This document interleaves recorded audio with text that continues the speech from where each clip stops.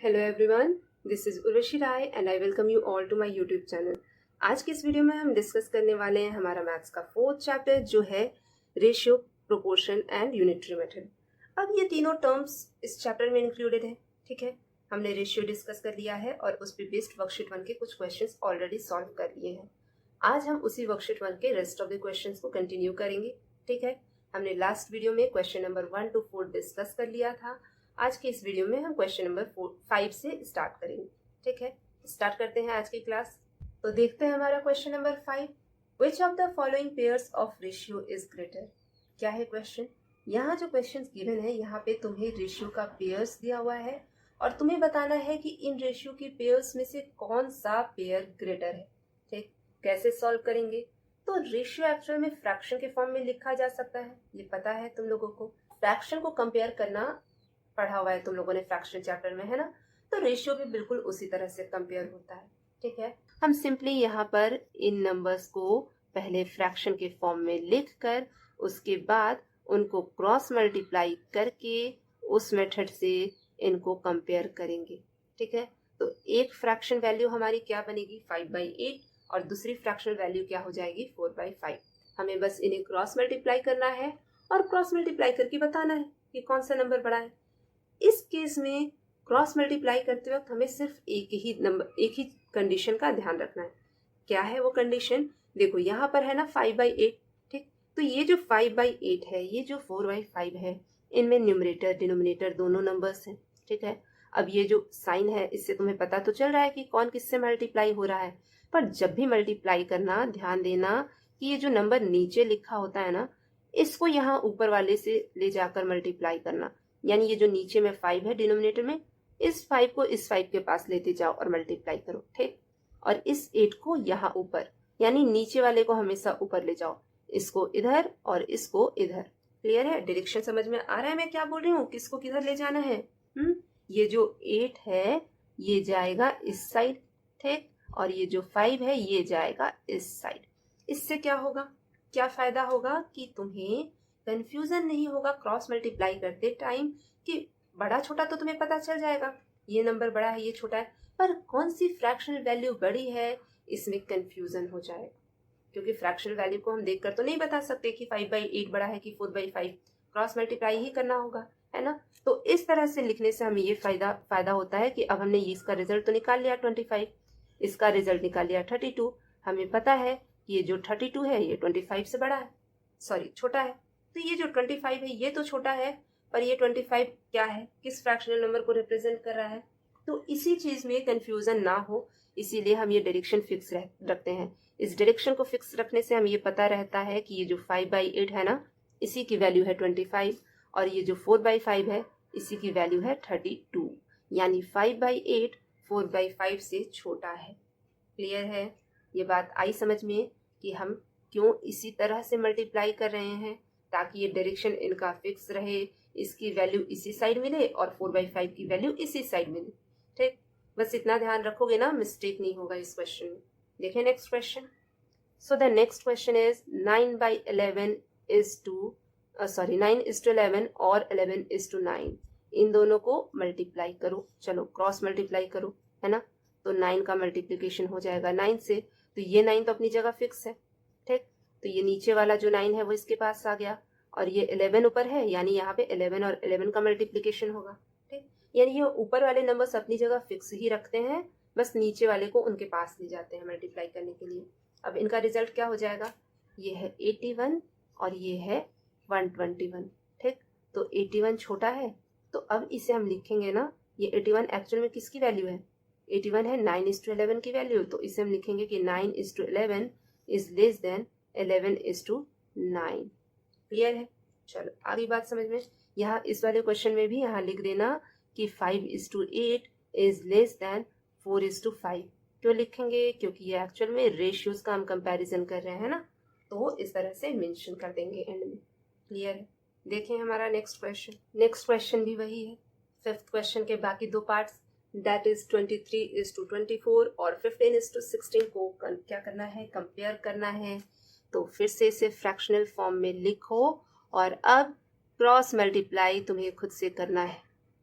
ठीक, इन्हें cross multiply करो, ठीक है, कौन ऊपर जाएगा 16, तो इधर क्या होगा मल्टीप्लिकेशन 23 और 16 का, और ये 15 तो अपनी ही जगह रहेगा, तो 15 और 24 का, ठीक। अब इसकी वैल्यू मिल जाएगी, इधर वैल्यू मिल जाएगी, दोनों को कंपेयर करेंगे और हम बता देंगे इजिली कि दोनों रेशियोज में से कौन छोटा रेशियो है और कौन बड़ा है। क्लियर है ना, आसान लग रहा होगा ना इतने सारे क्वेश्चंस करने के बाद। चलो लास्ट वाला छोड़ दूं, कर लोगे खुद से, चलो ट्राई करना तुम लोग। और वही सेम, अगर कोई भी प्रॉब्लम होगी तो कमेंट सेक्शन में क्वेश्चन नंबर लिख सकते हो या क्वेश्चन लिख सकते हो, कोई भी कंफ्यूजन हो तो पूछ सकते हो। अगर तुम लोगों के कमेंट सेक्शन में काफी सारे क्वेश्चंस आते हैं तो मैं उन सारे क्वेश्चंस के लिए अलग से क्लास ले लूंगी, ठीक है, जिसमें सिर्फ तुम लोगों के डाउट्स ही क्लियर किए जाएंगे, ठीक है। तो पूछना जो भी क्वेश्चंस में डाउट होगा अपने कमेंट सेक्शन में, ठीक है। चलो देखें नेक्स्ट क्वेश्चन। अब नेक्स्ट क्वेश्चन है एक numerical. There are 50 students in a class. If 24 of them are boys, find the ratio of boys to girls. एक क्लास है जिसमें 50 स्टूडेंट्स, ठीक।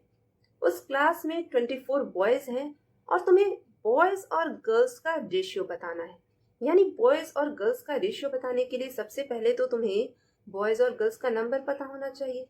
अब अगर तुमसे पूछा जाए तुम्हारे क्लास में कितने स्टूडेंट्स हैं, मान लो तुम्हारा आंसर आया 50 है, ठीक।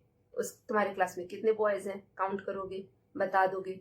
गर्ल्स कितनी हैं, तो जितने भी बॉयज होंगे उनको अगर हटा दो तो जितने भी स्टूडेंट्स अब बचे वो क्या होंगी, गर्ल्स होंगी, है ना। यानी टोटल में से नंबर ऑफ बॉयज को हटा दिया तुमने, तो यहाँ पे भी क्या करेंगे, इस 50 में से 24 को माइनस कर देंगे, तो जो बचेगा, जो नंबर, जो आंसर आएगा वो क्या हो जाएगा, that will represent the number of girls in the class, ठीक। तो चलो स्टार्ट करते हैं। नेक्स्ट इंफॉर्मेशन क्या दिया है, number of boys. So the number of boys in the class is 24, ठीक। रेशियो किसका निकालना है, बॉयज टू गर्ल्स। सो अब हम क्या फाइंड आउट करेंगे, हम फाइंड आउट करेंगे कि नंबर ऑफ गर्ल्स क्या होगा। So the number of girls is total number of students minus number of boys, यानी 50 माइनस 24 क्या हो जाएगा, सब्ट्रैक्ट करोगे दैट विल बी 26। यानी क्लास में कितनी गर्ल्स हैं, 26 गर्ल्स हैं। अब क्या करना है, अब हमें निकालना है ratio of boys to girls, 24/26, ठीक। पहले तो फ्रैक्शनल वैल्यू में लिख लो, उसके बाद क्या करोगे, इसे रिड्यूस करोगे, है ना, 2 के टेबल से कटेगा ना, ये 12 टाइम्स और ये 13 टाइम्स, तो रेशियो क्या आ जाएगा, रेशियो हो जाएगा 12:13। रेशियो पूछा है ना, तो इस फॉर्म में लिखना जरूरी है, ठीक। क्लियर है ये क्वेश्चन। देखें हमारा नेक्स्ट क्वेश्चन, तो ये है हमारा क्वेश्चन नंबर 7, ये भी एक न्यूमेरिकल है, ठीक। तो इसमें भी हमें पहले क्वेश्चन को समझना होगा। साहिल ran a distance of 1.5 kilometer and his younger sister could run only 500 meter. Express the distance as a ratio. यहाँ पर एक क्वेश्चन है जिसमें दिया है कि साहिल नाम का कोई लड़का है, ठीक। मान लो तुम्हारा कोई फ्रेंड है, तुम्हारे कोई क्लासमेट है, वो 1.5 किलोमीटर डिस्टेंस रन किया, ठीक। दौड़ना शुरू किया किसी पॉइंट से और 1.5 किलोमीटर दौड़ा। एंड हिज यंगर सिस्टर, मान लो उसकी कोई छोटी सी सिस्टर थी, she could run only 500 metre. अब वो तो छोटी थी, वो बेचारी सिर्फ 500 मीटर दौड़ पाई, ठीक। You have to express the distances covered by them as a ratio. जितना डिस्टेंस उन दोनों ने कवर किया है उसे रेशियो के फॉर्म में एक्सप्रेस करना है, ठीक। डिस्टेंस है दिया हुआ है, कितना डिस्टेंस है, किसने कितना डिस्टेंस कवर किया है, तुम्हें क्या करना है, अब सिर्फ उसे रेशियो में एक्सप्रेस करना है। अब यहाँ पे रेशियो में एक्सप्रेस करने से पहले जो बात तुम्हें ध्यान देनी है वो ये है कि इन दोनों ही डिस्टेंसेस का यूनिट अलग है ना। यहाँ है किलोमीटर और यहाँ है मीटर, तो सबसे पहला काम क्या होगा, दोनों को सेम यूनिट में कन्वर्ट करना, है ना। और ये किलोमीटर है तो हम किलोमीटर को मीटर में करेंगे, है ना, छोटी क्वांटिटी में कर लेते हैं, इजी होता है बस। Now you have to convert this 1.5 kilometre into metre. तो वी नो कि 1 kilometre is actually 1000 metre. So 1.5 kilometre कैसे कन्वर्ट होगा, तो इस 1.5 को हम इस 1000 से मल्टीप्लाई कर देंगे, है ना। डेसिमल का मल्टीप्लिकेशन सीखा है ना तुम लोगों ने, कि जब हम मल्टीप्लाई करेंगे तो ये तो आ जाएगा 15,000, पर यहाँ पे एक लास्ट वाले डिजिट के पहले डेसिमल है, यहाँ डेसिमल लगाओगे तो ये लास्ट वाला 0 हट जाएगा, तो ये क्या हो जाएगा, सिर्फ 1500 मीटर। अब रेशियो निकाल लो, चलो रेशियो ऑफ डिस्टेंसेस, ठीक। अब देखो इसमें दिया नहीं है किसका रेशियो किससे निकालना है, तो जो डिस्टेंस पहले दिया है उसको पहले लिख लो और सिस्टर जितना डिस्टेंस रन की है उसको बाद में लिख लो। अब ये जीरोस कैंसिल आउट हो जाएंगे, हमारे पास क्या बचेगा 15/5, ये दोनों ही 5 की टेबल से कैंसिल आउट हो जाएंगे और तुम्हें रिजल्ट मिल जाएगा 3:1। क्लियर है? आ रही है अब सारी बातें समझ में? चलो कितने क्वेश्चंस कर लिए हमने? 3 क्वेश्चंस किए हैं ना, 5 to 7। चलो एक और क्वेश्चन कर लेते हैं, that is question number 8। Out of 32 metre long cloth 24 metre was used for making 8 frocks.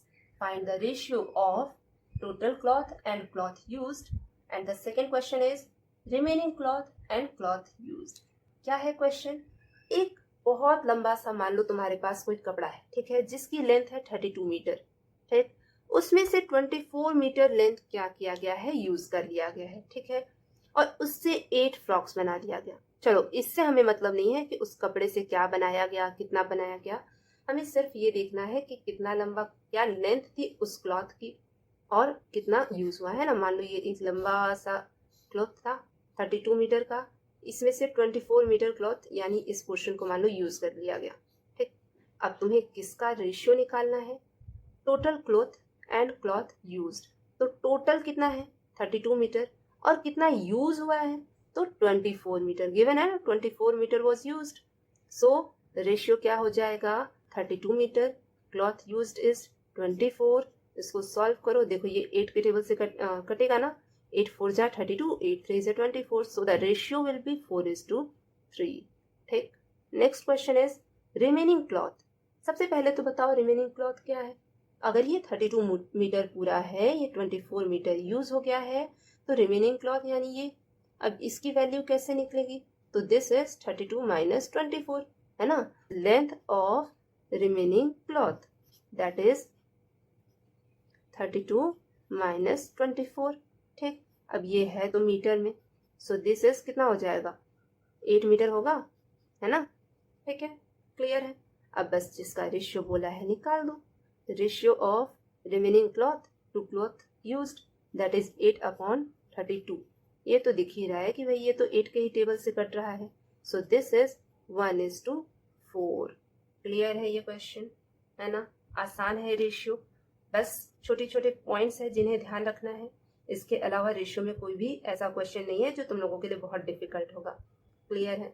तो चलो आज हमने क्वेश्चन नंबर 5 to 8 डिस्कस कर लिया है। आज की क्लास हम यहीं एंड करते हैं।